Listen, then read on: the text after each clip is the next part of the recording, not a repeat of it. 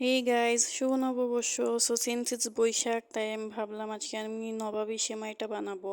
This is my first time, এটা আমি আগে কোনো দিন বানাই নাই।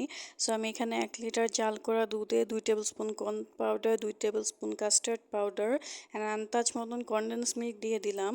দিয়ে সব কিছুকে একসাথে জাল করে ঘন করে নিয়ে আরেকটা পাতিলে আমি 2 টেবিল স্পুন ঘি অ্যান্ড 2 প্যাকেট লাচ্ছা সেমাই দিয়ে কিছুক্ষণ ভেজে নিয়ে তারপরে এটাতে 2 টেবিল স্পুন গুঁড়া দুধ অ্যান্ড 2 টেবিল স্পুন চিনি নিয়ে আরেকবার কিছুক্ষণ ভেজে নিলাম যাতে এটা গোল্ডেন ব্রাউন কালার হয়ে যায়।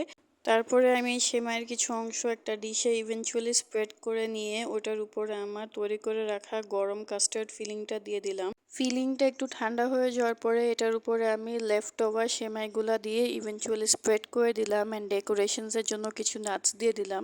সো তৈরি হয়ে গেল আমার নবাবী সেমাই অ্যান্ড এটা বানানো অনেক ইজি ছিল অ্যান্ড আপনারাও এটা চাইলে বাসায় বানায় ফেলতে পারেন। So see you guys on my next video, by.